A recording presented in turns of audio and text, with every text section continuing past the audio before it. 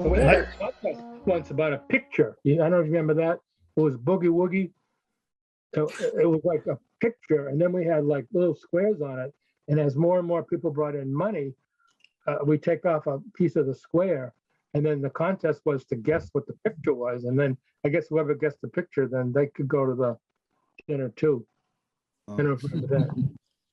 Yeah, hey, Bob's Tom, on. Tom Bob's has on. an amazing memory. Mm, I'm impressed by Tom's memory of all of this stuff. yes. Well, collectively, it's a pretty good memory that we have. Yeah. Wow. Yeah, but I mean, Tom as an individual classmate, he's got an incredible memory. I don't know how he remembers all this stuff. All right, so Bob's on. What did you have for a job at Hamilton? Geez, I can't remember. I know I wanted to be a barber, but I never got picked for that. I think I was on the cleaning crew. I think I had to wax the floors or something. Oh, yeah. I think I was Yeah. got out of the bathroom duty, but I really wanted to be a barber, but I never got picked for that. Hey, Bob Donnelly, what did you have for a job? Well, I remember it's hard to distinguish my regular jobs from the extra KP I had to do for raiding the kitchen. Yeah.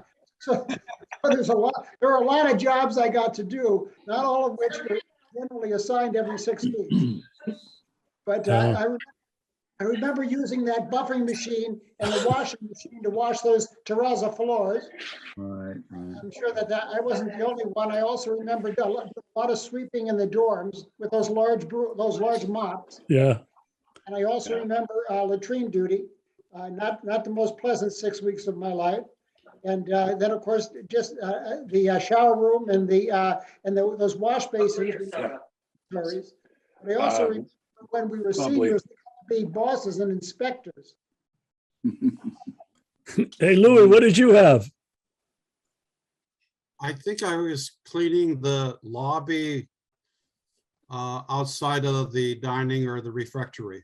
That's what I remember. Oh, I just can't remember that much. Like Bob, I just. I was a barber, so what were you? I was a barber. Ah, But Bob Gamala and I are the only two who spent the first 2 years at Niagara. And I got picked to be a barber, I don't know how or why, at Niagara. And when I went to Hamilton, I continued to be a barber. Me and Jimmy Topper were barbers at Niagara. And I believe we both continued as the barbers at Hamilton. I don't remember who the Hamilton barbers were. You guys remember? I was one. I was Smitty one. was a barber. Okay. Yeah, I was. Smitty was a barber. Who? Joe Fayette. Smitty. Joe Yeah. Faya, was he a Yeah. barber? Because I think he used to cut my hair. And you know what was And great about being a John barber? Mitchell. Do you guys remember what was great about being a barber? Thank you. No. We used to get 25 cents from all of you guys to cut your hair. Oh, wow. Yeah, so we got extra fudge cakes and devil dogs. It was a great job. I had it all the way through Rome. I do. I remember that when I got to Hamilton as a barber, I had to cut John Mitchell's hair and he wanted a flat top and he was so damn picky about the perfect flat top. It was a real challenge. So I probably charged him 50 cents. I don't know. Yeah. And Bob Zahn, you had a flat top back then, didn't you? Yeah, yeah. I think I cut your hair. Yeah, and I remember Smitty cutting my hair, and I remember a few times he gouged out a big chunk of hair on the back of my head. Don't Nobody even would laugh ever see about it, it, you though. know. Yeah. Yeah.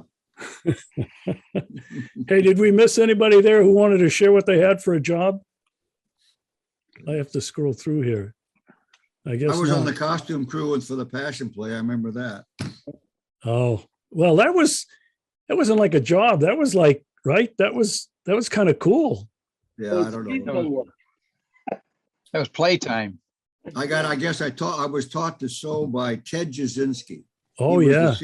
He was the class ahead of us who was on the head of the costume crew. So as a junior, I guess, when we got to Hamilton, I was on the costume crew for the Passion Play. Remember we had to make this damn big pleated screen for the stage. We had to pull it up and Father Emery. Emery, yeah. Oh, yeah. We had a scrim and lighting and all this stuff. Oh, yeah. Quite a big deal, yeah. I remember we cut a hole in the back wall of the gym so that we could do the lighting from in the loft up above. And we could Right. see the whole play from that window. And we did sound and lighting. from that. Yeah, Artie, you and Dale were doing sound. I was doing lighting. Yes. Yeah, and we also, Jacobic was Jesus. Yeah, I remember yeah, that. yeah, and he was great. I wish it would be great to hear from Lou, from Al. Have you ever heard anybody inquiring other than our crew that's about a dozen or so of us? Nobody's inquired or I don't know. I tried to talk to Seamus several times about joining, but I can't seem to get him excited about joining. Who was that, Bob? Seamus. Oh, okay. I Yeah, did see couldn't his, get- he commented he didn't want to come. I saw an email from him, Yeah. but Yeah, nobody else is in kind of in. well, Bill Trahant sent an email. I think it might have been just to me. And he said that he's often traveling. But he didn't indicate one way or another if he was planning to join. He just said that he's traveling an awful lot. So, That's the magic of the internet. You can log on any goddamn place. Right onto your phone even, just get on the phone. Another Oh, Sunday That's a afternoon. that's a weak excuse in my opinion. Yeah. Well, Wheelgus said that he lives remotely out in the boondocks. Yeah, somewhere. right. No, And that's. I wanted to that's- I wanted to tell him, just travel to a local Dunkin' Donuts. yeah, right. What Maybe state they is- don't- What state is John living in? What is he in? West Virginia? Virginia? Wilgus? Wheelgus is Virginia, isn't it? It's Western Virginia.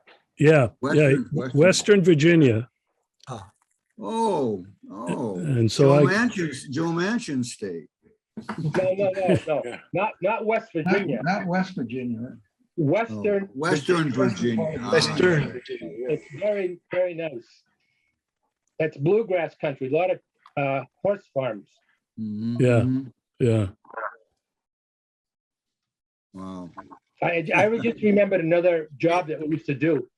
We used to use Bonami. Bonami was like a chalk or something.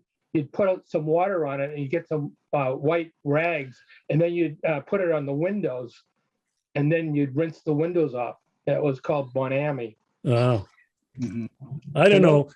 Those I of have a us, question. Quick question. How many times did we put on the Passion Play after all the work that was done? Was it Once 2 a year. weekends? Once a Once year. a year? Was it 2 weekends? or something? Junior, we did Just it once. twice. Right, okay. Twice? All right. I know, on consecutive weekends or something like that. Yeah. Yeah. I remember Palm Sunday.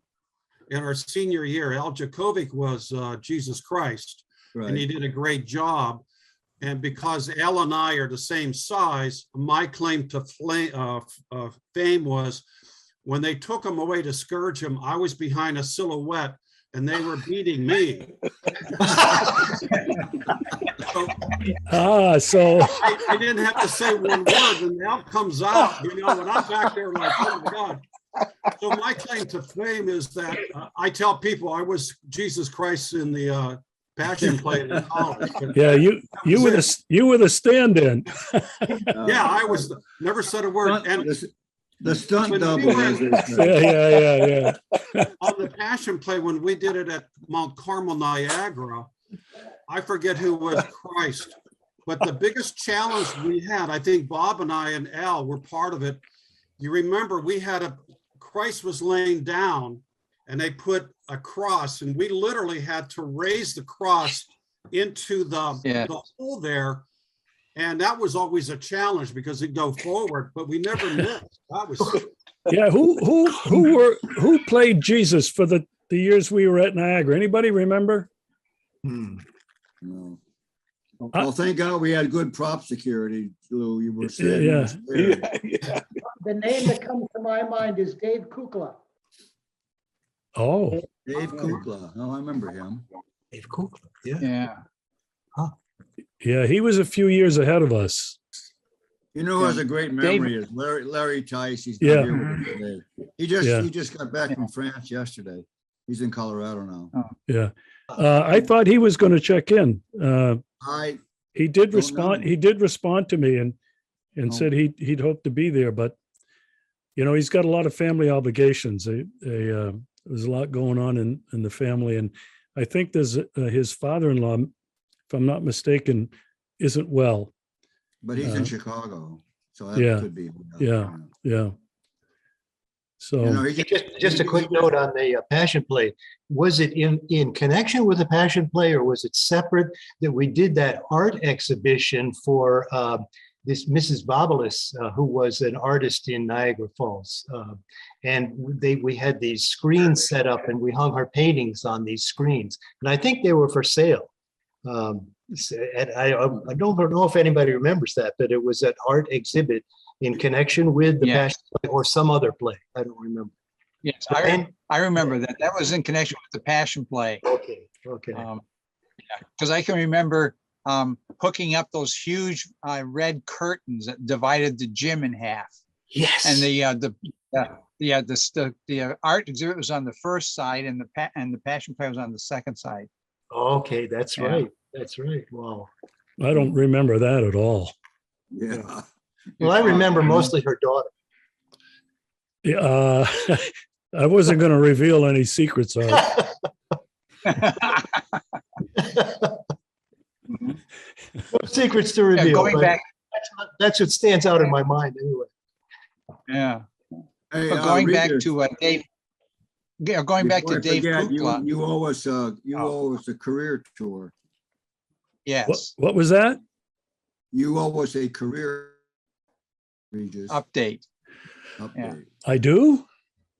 Yes. Yeah, We even put it in an email. I have evidence. Well, we could do that now, I guess. And for guys that aren't here, if they check the recording, they can read about the 9 lives of Regis Tremblay. It's pretty I close had to true. forgotten, Regis, I had forgotten that you were ordained in Italy, actually. I didn't remember that. No, I was ordained at home in Maine, but I studied in Rome. Right. You were one of the few that went to Rome, right? Who went to Rome? My, besides yourself? I was the only one from our class. Okay. Nobody was from the class before us. And then it was guys that were 2 years and 3 years and 4 years ahead of us. Uh-huh. Anyway, so the story began, it was one day at dinner in the refectory at Niagara. Malachi was announcing where everybody was going to go. And I don't know if you guys remember that, but he came to me, to Regis, and he said, and Regis is going to go to Rome. And the place broke up with laughter. I was the last one that anybody thought would have wanted to go to Rome. And then John Mitchell came up to me afterwards and he said, look, you're going to be back within a month. And so we'll have a case of your favorite whiskey waiting for you at Whitefriars. Anyway, Rome changed me. And actually it led to me leaving the priesthood some 17 years later.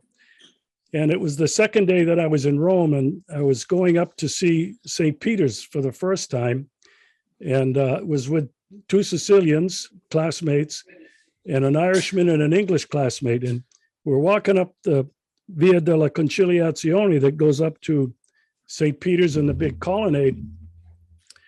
And I saw this prelate coming with the pizza pie hat, and the long black coat. And I saw a scarlet red at the bottom, and I went, oh my God, a cardinal. And I didn't know much Italian at the time, and I was trying to say, good evening, Monsignore, Eccellenza, or whatever. And I blurted something out when we got to him.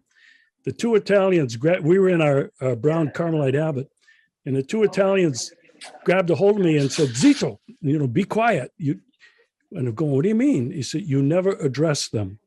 If a bishop or a Monsignore or a cardinal wants to talk to you, they will, but you just don't do it. And I thought, well, that was kind of strange. I felt like snubbed. And then we went a few paces and I turned around and I saw these 2 little Italian widows drop to their knees, and he held out his ring and they kissed it. And I said something like, fuck this. And that was like my second day in Rome. And I actually, from that day on, really became somewhat of of an iconoclastic guy. I mean, Maverick.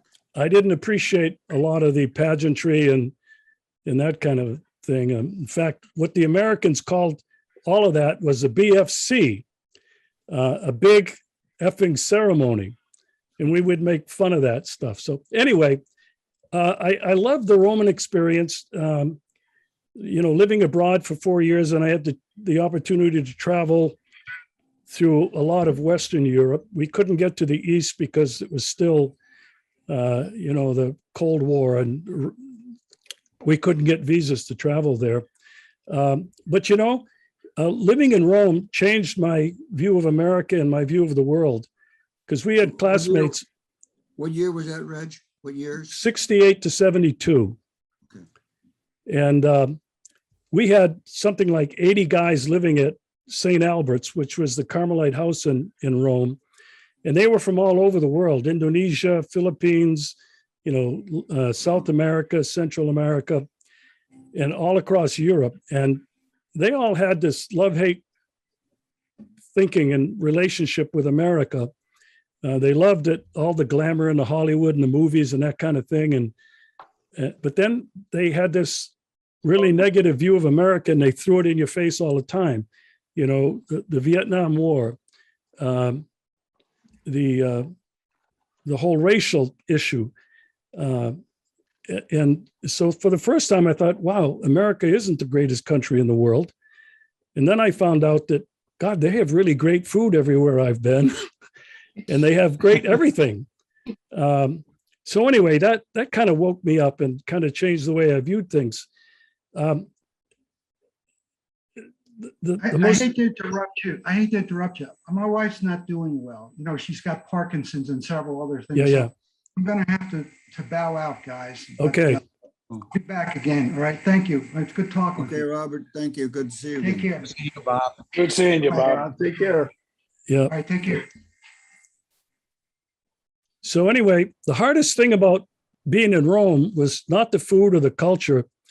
At that time, in my first year, they were still lecturing in Latin, and went to class the first day, and we all stood up when they're all Jesuits teaching, and the guy comes in and he says a prayer, and I'm going, Jesus, is that Latin or Italian? I mean, I didn't have a clue. And then he started to lecture, and that's what they do. The Jesuits just lecture at you. And I started almost to cry. I said, I'm not going to make it here. I didn't have a clue what the hell he was saying. But anyway, somehow we got through it, and I was elected president of my class from the Carmelites. And then there were representatives from each of the colleges, the Franciscan, Dominican, Carmelite, whatever they were, and then the North Americans and others. And somehow, because I could speak Italian a little bit better than some guys, I got elected president of that whole class. And it was a revolutionary year. It was all about liberation theology. And the guys from South America, they were really, really radical, and they were very emotional. But thanks to all of that, we got the language changed from Latin, which had been the language for 400 or 500 years, to Italian. And then subsequently, the Greg allowed the professors to teach in their own language, so French or German. When I finished, the new entry requirements were you had to have some kind of a mastery of 3 languages: English, Italian, and German. And I'm glad I got out of there when I did. Anyway, I came back and I was ordained at home. And then I went back to finish my dissertation. And I was assigned to St. Agnes Parish in Phoenix, Arizona. And when I was there, I was part of the first group that came to that parish. The Carmelites took it over, and we instituted with it, as part of the deal, the Kino Institute, which was an adult theological institute. And guys, let me tell you something. It was a shock.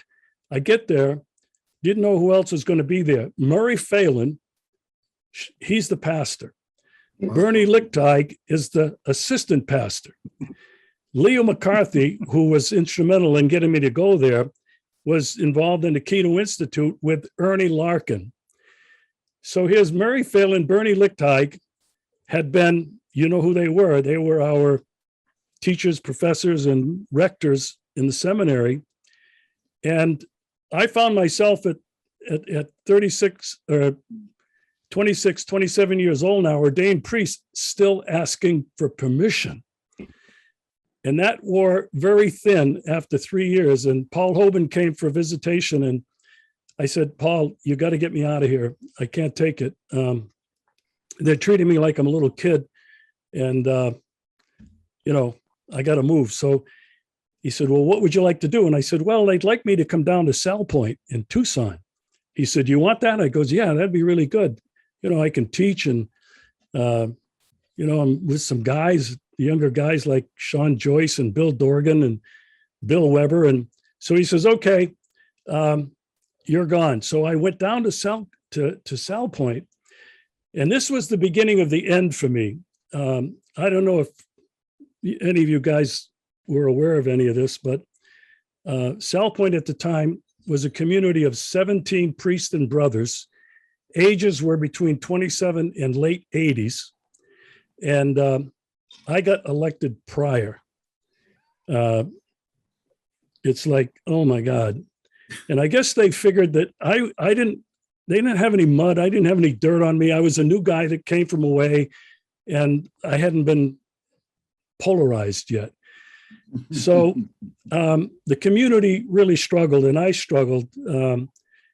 I had to have 3 of our guys sent away for alcohol rehabilitation. Alcoholism was a huge problem. Other guys were suffering from depression, passive aggressive behavior. It was really a difficult time to try to be a community. A lot of guys wouldn't want to show up to do the office or even to say mass together. Well, anyway, as luck would have it, I got elected prior for a second term. And I knew at that time that I wasn't going to be in the order and in the church very long. And the funny story was that there was a lot of drinking, an awful lot of drinking. And in the afternoon after school and just before dinner, there was a television set in a rec room, and there were like 6 or 7 lazy boy rocker chairs, and they were all filled with various guys, and they would pour the whiskey, and it was like 4 fingers, no ice, just straight. And so Sean Joyce, Bill Weber, Bill Dorgan, and myself, every day we used to go to Bill's room, and Bill made these Southern Comfort Manhattans. And the irony of it is, look, we don't want to end up like those guys upstairs when we're 40 drinking themselves to death. And here we are every day drinking Southern Comfort Manhattans. Anyway, I taught religion for 1 year, and I didn't want to do that anymore. I was getting nowhere with it. And I ended up teaching journalism, believe it or not. They were going to get away with a yearbook. And Bill Weber said, because I complained, I said, you can't do it. It's the history of the school, 35 years. And he said, well, you do it then. And so we ended up having to do a lot of self-taught stuff in journalism. But being a photographer, I also took over photojournalism and the photography classes. And I love that. My kids ended up winning several national awards. And the great thing about it, which really saved me, in addition to doing the yearbook and journalism, I got to coach the golf team. And I loved golf and played golf. And we played every day, 5 days a week for like 4 or 5 months. And we played for free. It was fantastic. And the kids ended up winning. The last 2 years I was there, they won the Arizona State Championship for all divisions. So that was kind of cool. Anyway, when I finished this prior, I went to Phoenix, and I was already on my way out. Fred Tillotson was there, and we were in Rome together. And he said, look, I want you to come up here. He knew that I was, in a bad place and wanted to leave. And he said, look, you'll be teaching theology. It's going to be right up your alley. And he told me later that he told Murray, and Murray told him, well, give him enough rope to hang himself. And I guess I ended up getting enough rope. So I left there after 3 years, and I met my future wife. We were married for 23 wonderful years and 3 great kids. My daughter is a school teacher today and 2 kids. She was an elite swimmer, Olympic level swimmer, got a full 4-year scholarship, all expenses paid to swim. And then my son, Ryan, was really kind of like, he just loved sports and he wasn't much interested in school and was really a good athlete. He ends up becoming a Green Beret and he's fluent in Russian. And I hate him for that. I'm really envious. And then the youngest son, Tanner, also a really good athlete and very bright kid. He's now an Apache helicopter pilot. So as a peace activist, an anti-war activist, I got my 2 sons that are both in the United States military. So anyway, my first job after leaving, I said mass on a Sunday at a local parish. The next day, I was sweeping a parking lot of a large shopping center in Phoenix for $5 an hour from 11 at night to 6 o'clock in the morning. That's where I learned to meditate. Anyway, then I took a job. I was working with some guys that were parishioners in one of the parishes that I helped out at. And I was selling, I was a manufacturer's representative selling military grade electronic components to the military industrial complex in Arizona. Go figured. I couldn't sell. I didn't like selling. And after a few months, I got done with that. So then I think like my 4th life came up and I got a job with the state of Arizona. And because of my background in education and teaching, they needed a new director of a large division of employee development. So I had like 25 staff members, trainers, and a video production crew. And I did that for just about 4 years. And I quit because I was a political appointment. And Arizona elected a Republican governor. And we knew that everybody that was in that kind of a position was going to lose their job and I was never going to be fired. So I quit. But because of the experience I had there, I was sent to the very beginning of total quality management. I don't know if some of you are familiar with any of that, but all the major companies and small companies were getting into it. And it was all about effectiveness and efficiency. So in government, there's nothing about efficiency. There's no money, there's no profit. And so I developed a program that was based on customer service, and it was extremely successful. And I left, and after almost a year, I got my first job with a very fast-growing city, Goodyear, Arizona. And that sprung really fast. The word got out amongst these people who go to meetings for different states. And the next thing I knew, I was traveling to Oklahoma, and I was traveling to California and traveling all around Arizona. And that was really great. The programs were very successful. Each of the contracts was for 4 years. And it was quite unusual at the time to be able to do something like that. Anyway, I did that for several years, but I was traveling all the time. And I was missing my kids growing up, playing sports and, being involved in them at school. And I finally said to my wife, I said, I'm done. I'm going to quit. She was, oh my God, what are you going to do? Well, she had a very successful business as an architect and a general contractor. And so we were able to survive with that for a while. And then my next life started. I founded a nonprofit. It was called the Center for Kids First in Sports, Health, and Education.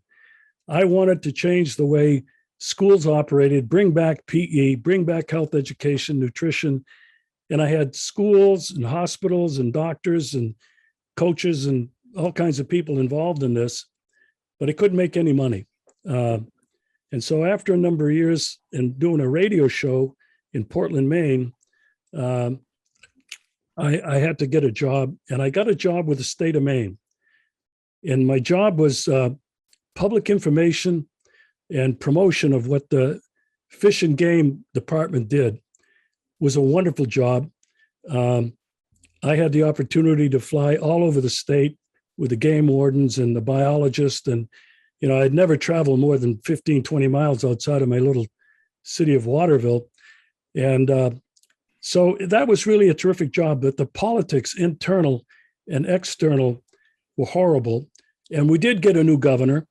And that's when I ended up saying, okay, I'm not going to quit. You're going to have to fire me so I can get unemployment insurance.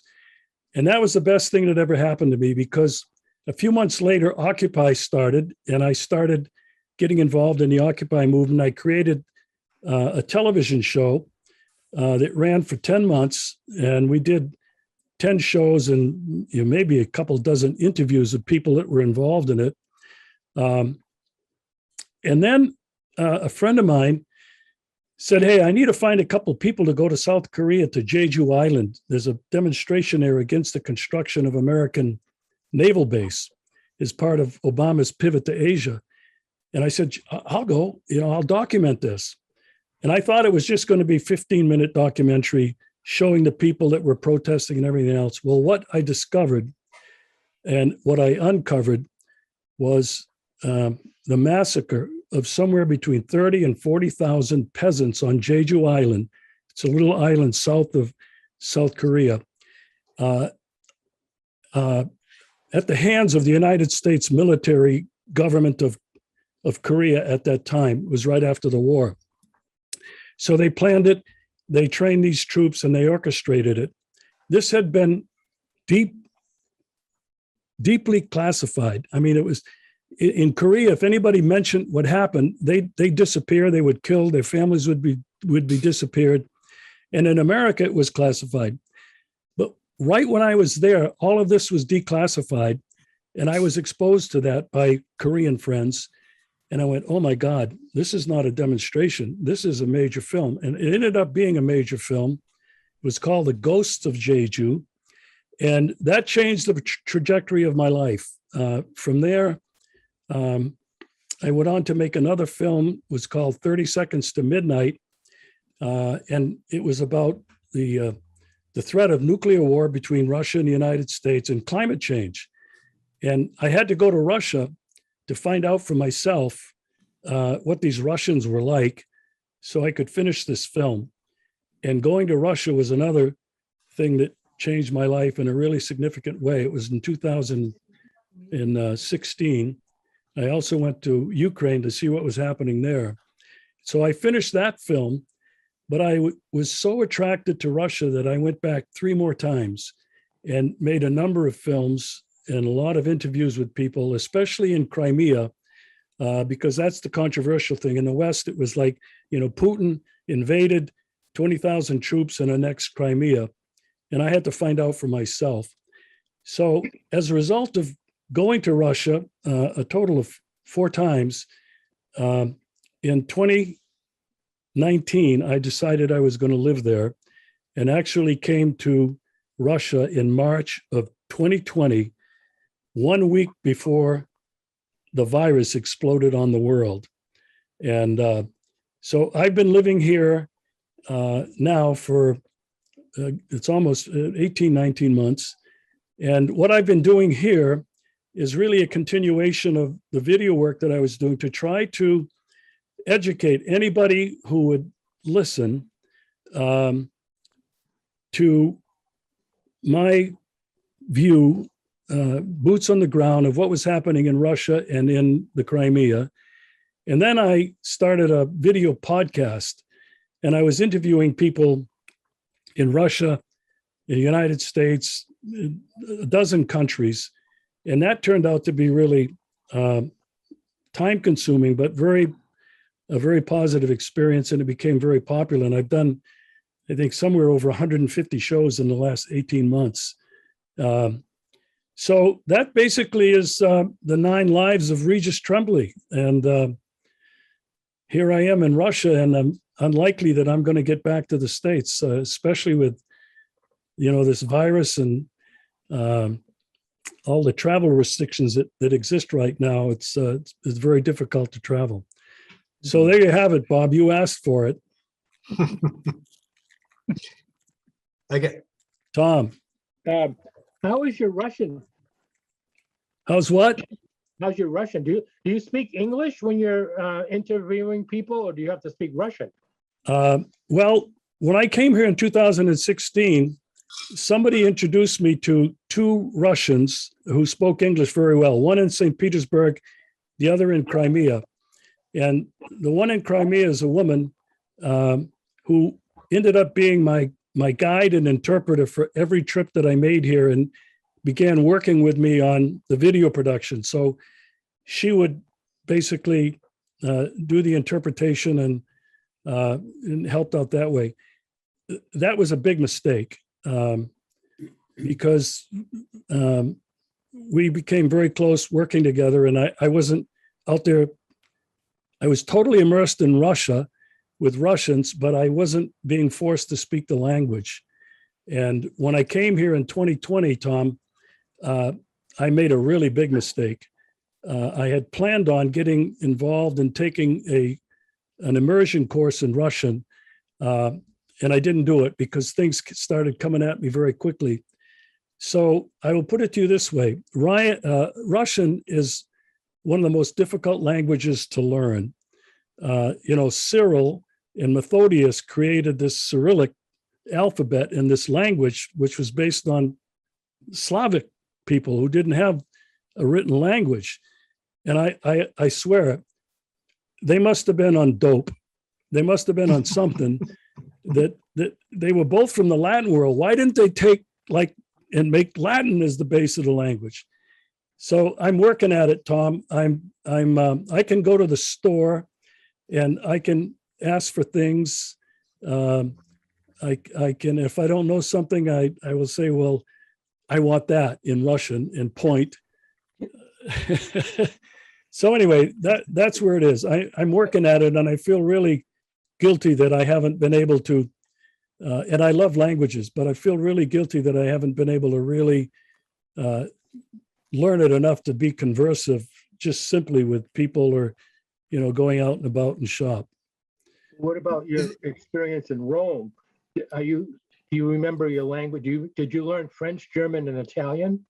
I learned this. I was fluent in Italian, and it's been 50 years since I've spoken it, but I went back 5 years ago. My son Ryan was stationed in Germany, and he flew me back for my birthday and gave me a surprise trip to Rome. Went back to St. Albert's, and in the cab ride from the airport to where we were staying, I started talking to the cab driver, and it was unbelievable. It just started coming back, and then it was in the restaurants, and we went to St. Albert's College, and they had a big dinner for me and Ryan and his family. And geez, I was talking Italian like it.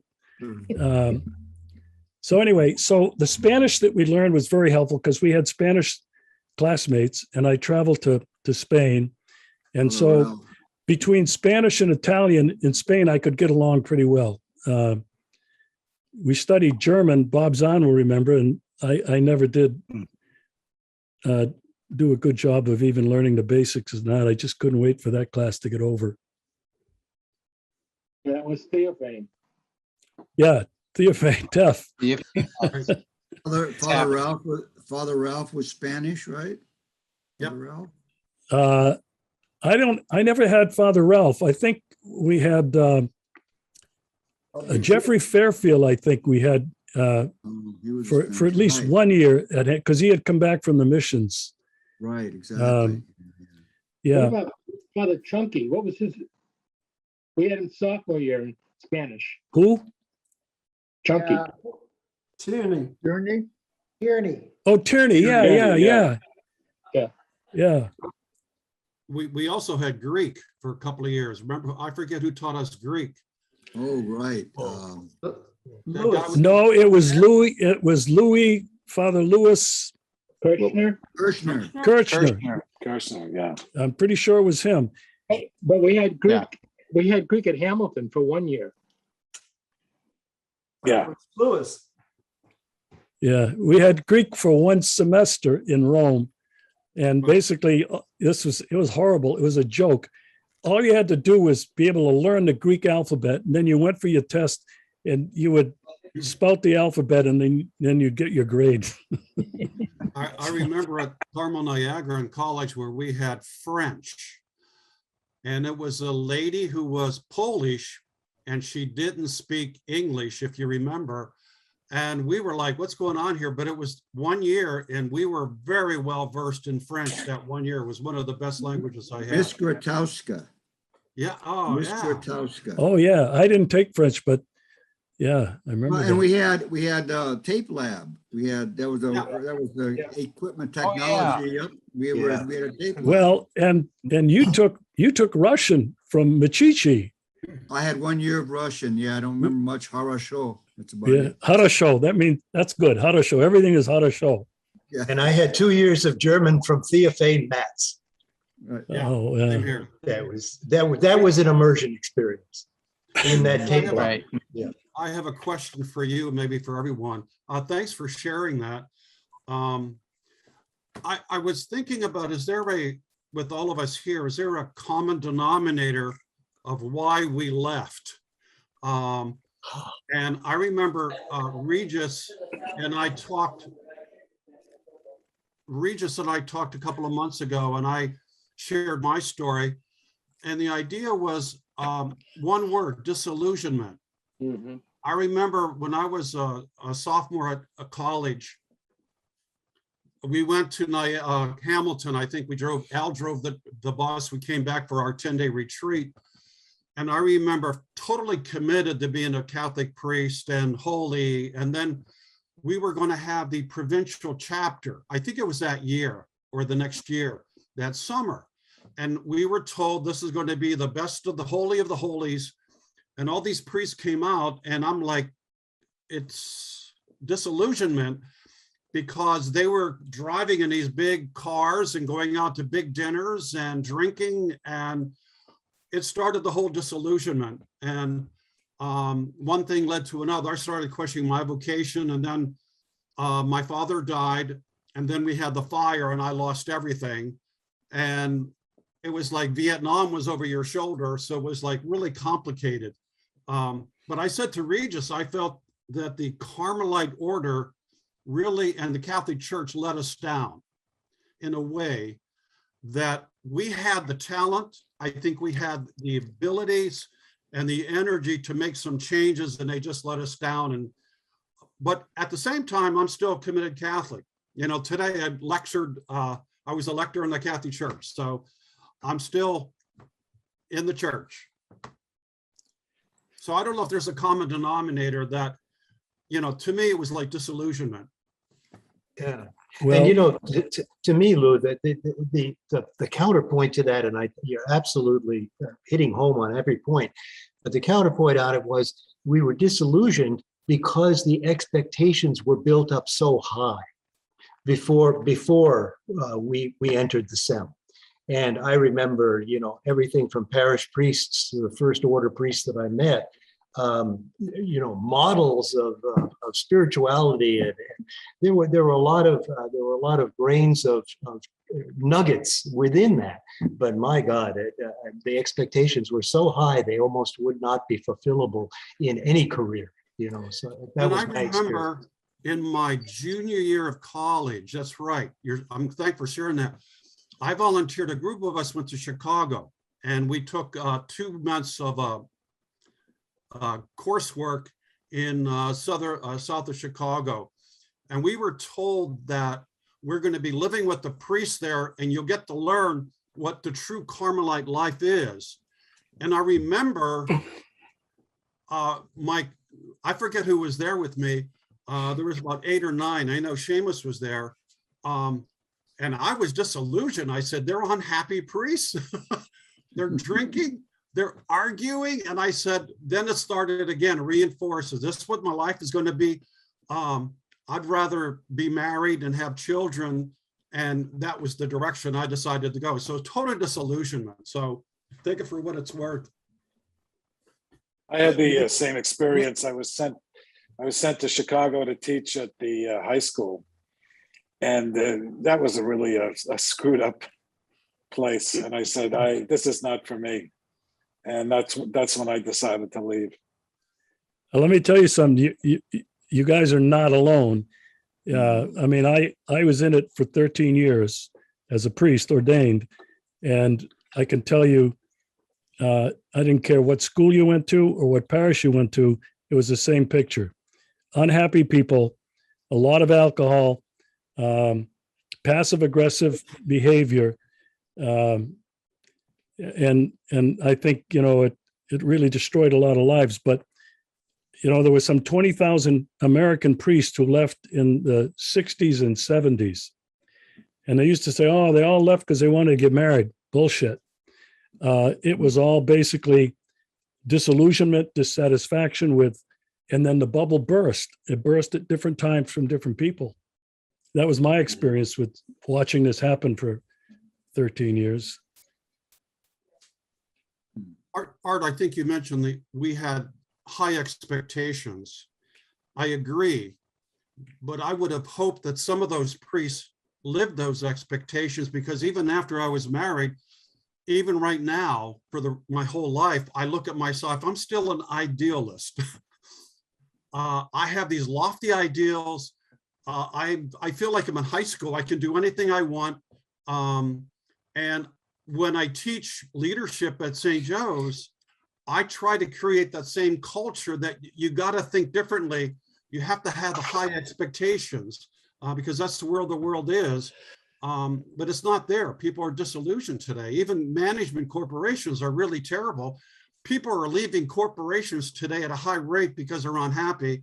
And when I teach, I say they're unhappy because it's piss poor management. They don't know how to manage. They don't know how to lead people. And therefore that's why, and no one's talking about that.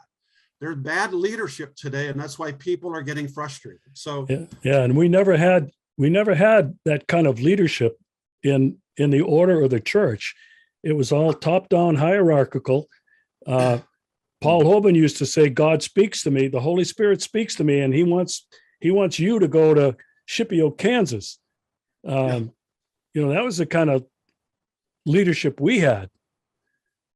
And I'll tell you, in Rome, it was a whole lot worse than in the States. I mean, anyway. I will say, though, that with all those experiences, whenever someone asked me what I did for university and high school and everything, I said, and I wouldn't trade a day of it for what would pass as a conventional education. Look at us on the video. I mean, we have achieved some remarkable things in our lives, and I don't mean material things. I mean some of the social and humanitarian things that we've done. Hard to imagine that for me anyway, without the background that I had, and I have to give it credit for that.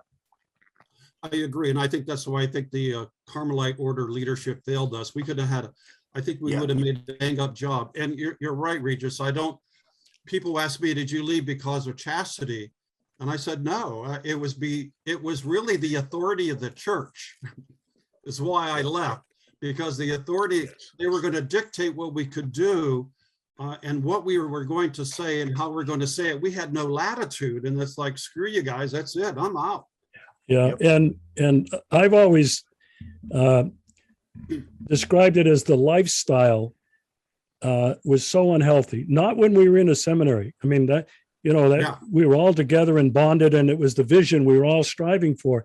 Once you got out, and some of you went to schools and parishes, you started to see that these communities were not healthy.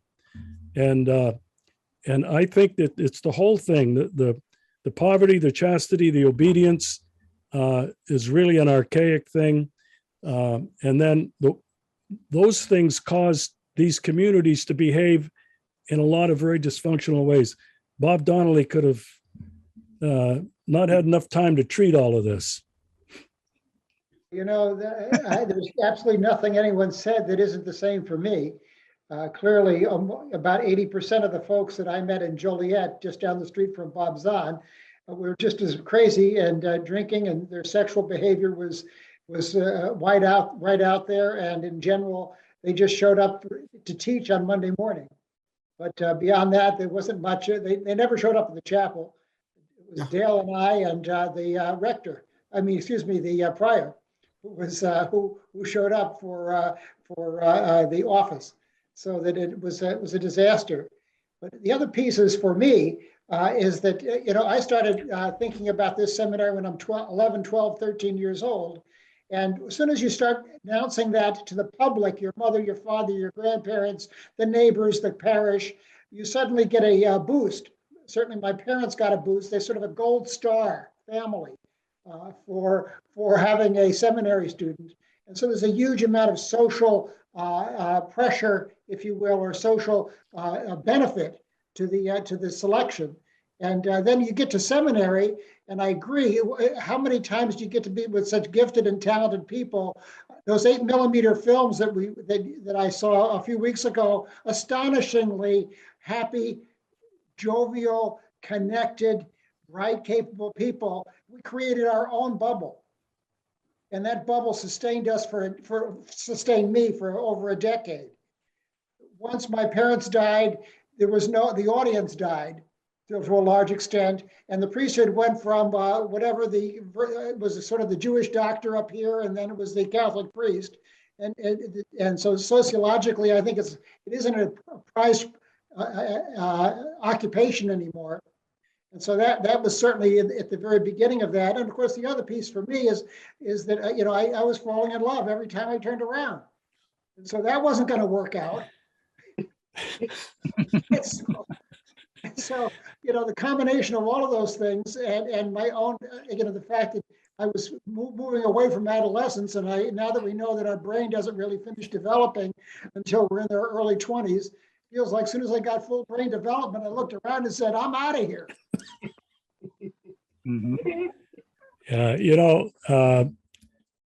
I'm sure all of you, and also the guys that couldn't make it tonight, really appreciate the sharing that's going on here. And I think on the one hand, it's very reaffirming. We had common expectations, common dreams, visions, the whole family thing. And then I think, Louis, I would agree with Lou, and I would guess that the rest of you probably had similar experience, was the bubble burst. The disillusionment said, and wait a minute, this isn't what I thought it was going to be. And then you've got this, Bob, this internal conflict that's going to get resolved one way or another. And I saw it resolved in a lot of really harmful ways. And it affected me. I found myself being very angry. I found myself drinking, condemning these other guys for being drunks, or I wasn't a drunk, but I was drinking every day, and commiserating with other guys who felt like I did. But it was all, it didn't pan out the way they sold it to us. And I would agree. Let me make a comment too. I think I agree somewhat, definitely with Bob. When I grew up in a little bitty town, one Catholic church, small school, the priest, we didn't kiss his ring, Reg, but he was everything. And so you got a lot of kudos if you were saying, oh, I'm going to be a seminarian, and went ahead. And I remember leaving after high school because I wanted, I don't know what, I guess I wanted to expand horizons. I went to 1 year of college at Purdue Calumet campus, and I went back to the seminary primarily because I missed my classmates. I missed the group, the guys. It was a bubble or not, it was a fantastic bubble. Yeah. And I mean, even we went, even our little bitty basketball sports was not, terrific, but I mean, we did exceed all expectations. Oh, I would beg to differ. I think it was terrific, not only for you guys that got to play on the parquet floor in the old Boston Garden, but for the whole school that took great pride in what was happening. Right. And then, of course, I have to say, the novitiate experience was whether you call it a 12 months of psychotherapy or not, I don't know, but certainly with Father Humphrey, there was a lot of pluses. I mean, you can learn about yourself, know yourself, and I appreciated that year. but I left after third year of college before I got disillusioned, as all, with the humanity of the priesthood, so to speak. I think because primarily I felt somewhat, as Bob maybe mentioned, or whoever mentioned it, you didn't have a lot of options. I mean, you were told what to do. You might have been a high school teacher for the rest of your life, and that was it. You couldn't get out. You couldn't change. You couldn't do anything. So that's kind of the reason I left. And yet, subsequent years, when I've told people that I was had a seminary experience in minor seminary and in major seminary, that was always looked upon rather admiringly. But now with the pedophilia issue, I don't even talk about it anymore. Yeah. I don't mention it. Yeah. Because whether or not you just, I guess the biggest thing we were in the seminaries was there any homosexuals we had to purge from the group. Pedophilia wasn't part of the issue at all. It wasn't even part of the discussion, but look at where that led. So now I don't, it's just like we had a terrific experience. I don't know if it ever could be duplicated by, future people. Not anymore. No, times have changed. Way. I agree with Bob. I mean, that was part of the hypocrisy that drove me away, was the alcohol and all of that. And then down the road, when we found out about the pedophilia, that all fits in with the hypocrisy of the Catholic Church and the priesthood, and whatever other issues that are going on. That, I was so glad that I left when I did. I should have left earlier, but like you said, you enjoyed the camaraderie with your fellow classmates. And it's almost like in the military, you didn't want to let your classmates down by leaving. You wanted to stay with them and continue the process. And despite what we learned later, I thought our teachers were fantastic. Oh yeah. At the time. Yeah. Oh, yeah. I mean, when I went to engineering in Purdue my 1 year, I was deficient in math and sciences, but I caught up. Then I went back, et cetera. But even you might later on have learned and been disillusioned that our teachers had feet of clay, but at the time, we got great educations, great teachers. They were dedicated, and we learned a lot, partly because we were good students, but still, it was. Yeah, and I would agree with that. We had an incredible liberal arts education, very broad, and I think they really taught us how to think. With all the writing assignments we had to do, and every word and every paragraph was challenged. That's what I feel. All the way through, even through Rome, with the Jesuits, which I didn't like their style of teaching, but you were really challenged to think. And I know that's partly been my burden throughout my 9 lives anyway. I've been challenging everything everywhere. Yeah. Okay, well, I guess one of the basic issues is the priesthood and the natural lifestyle. yeah, and this is kind of from a theological perspective, and it's why I think Louis is still a practicing Catholic, and as many are. The church was never really about the hierarchy. It was never really about, St. Peter's in Rome. It was never really about all this doctrine and dogma. The church was a living thing of people. And that's what I came to understand, that the church is the people. That's what it means.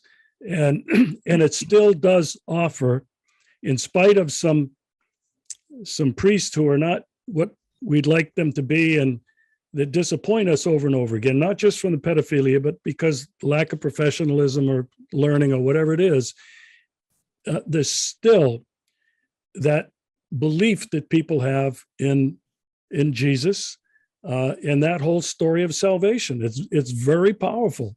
And I found that when you can take the hierarchy away, take the priesthood and the clergy and the clericalism away, the church is going to survive very well on its own. And I think that's the only thing that's going to save it. For me, it's always been the difference between religion and spirituality. Oh, well, there you go. Yes, yeah. I have a practical experience about that too, Regis. In our parish here in Delaware, we don't have a pastor right now. He's had some surgeries on his legs. And so what we've had to do ourselves, the diocese didn't do, is what we had to do. We had to go out and find a priest every Sunday to celebrate the Mass for us. And we do everything else. Ours is basically a lay-run parish.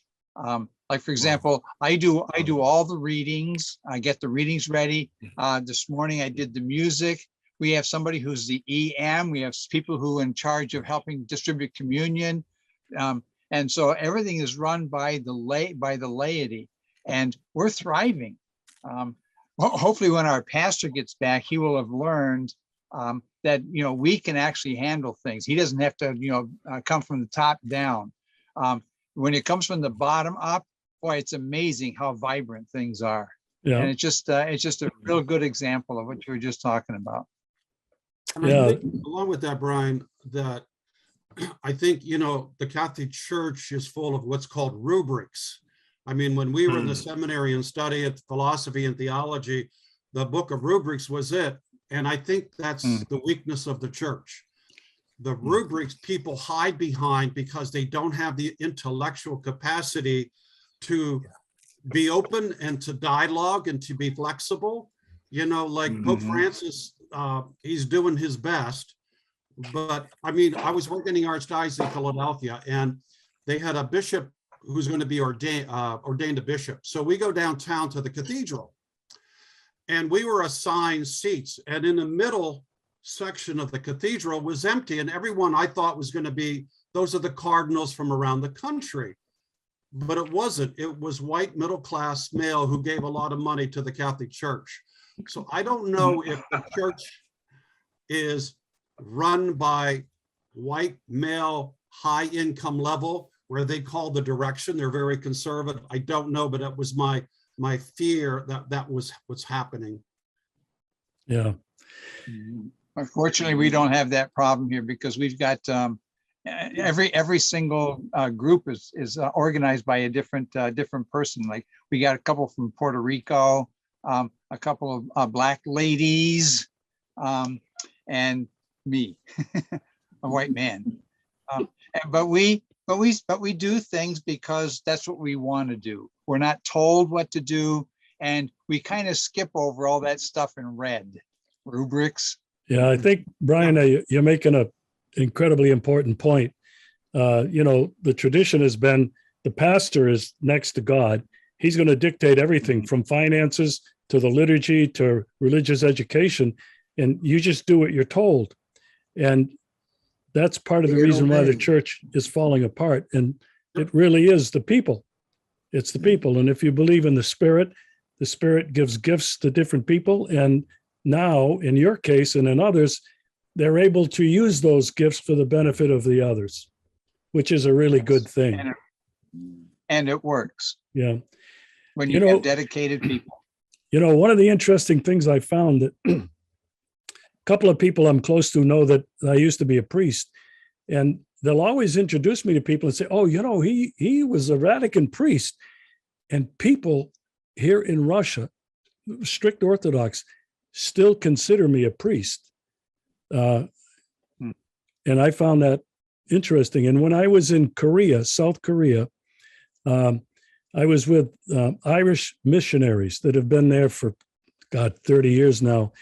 And so they knew I was a priest, and I lived with them, and it was a nice community. And so this one Sunday, my last Sunday there, this one priest said, would you like to come to Mass this morning? And there'll only be a few of us there and a couple lay people. And I said, yeah, sure. Well, he got to say start the Mass, and he called me up and he said, here, I want you to concelebrate with me. And I had tears coming down my eyes. I couldn't believe it. The bunch of Irish guys figured very conservative. they knew I had left. I was married, and he said, "Come up here and celebrate." And I couldn't do it. I just sat there in the seat and I said, "Well, thank you," but boom, it was an amazing experience. Well, guys, what do you think? Anybody else want to? Can I ask what is one thing that the Catholic Church can do that would put it in a different light and get younger people excited? Anyone have an idea? Because I have some thought. Well, share your thought. I have a comment. I think Pope Francis the next step is allow women deacons. That's one next step. Women priests. And then Equine women deacons. priests. You got to take one step at a time. The church is not that quick to change. That's true. Well, That's a big step. it would shake the whole world up, which is good. They got to shake up the church. Lou, the end of clericalism is very close. What do you think the median ages of clergy today, American, white guy clergy, Irish, I don't care. What do you think the median age is? Over 60. Oh, it's higher than that. Wow. Yeah. Hmm. Yeah. Just the Carmelites. If you forget about these guys from South America and Vietnam or Philippines, wherever they're coming from, the Western clergy, the median age is somewhere in the high 70s. Look at our own classmate, Kevin Leapy's been retired for 3 or 4 years. He's one of the guys, but he's still very active, and he does retreats and does a lot of work with, Hispanic parishes and stuff like that. But he's one of the younger guys. Any of you guys? Well, somebody else wanted to respond to Lou. Oh no, Let me give you another. Okay, Tom. Well, it's just a little footnote. It's not in relation to what Lou said, but maybe next time when we're looking for topics to talk about, maybe we can talk about the hikes that we took on days. I remember when the bishop used to come to the Carmelite Junior Seminary, he would give the rector a day. He said, well, you can have the students not have a day of classes. And they wouldn't do it at the time that the bishop was there. They put it like in a bank. And then like usually around Easter, after Easter and Easter season, like April and May, we would find out like on a Sunday night, you don't have to get up. We're going to be on a weekend schedule tomorrow and you're going to go out on a hike and you can't come back till it's 5 o'clock. And they would give us $2. And then I used to go to, I remember I went to Ipswich a few times and I went to Manchester by the Sea, but some people were athletes and they were like greyhounds. They ran to like Gloucester. Jerry Paya. Remember the Jerry Paya? You're right, Reg. I remember he's the class ahead of us. He used to run like crazy. Yep. He's still a Carmelite, right? Oh yeah, he's down in South America. He's been there. Oh my God, his whole time, and he's been the novice master there. I think he probably still is.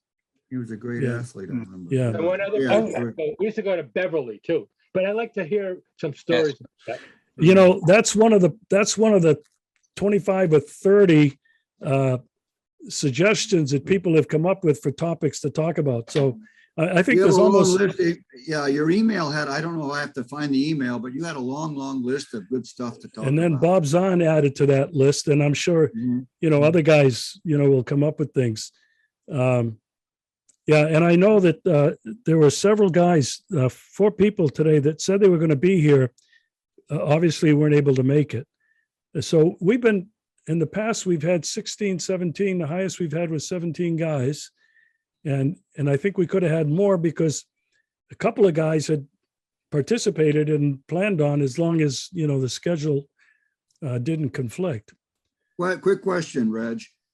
John Prusick was significant in organizing our original reunion in Chicago.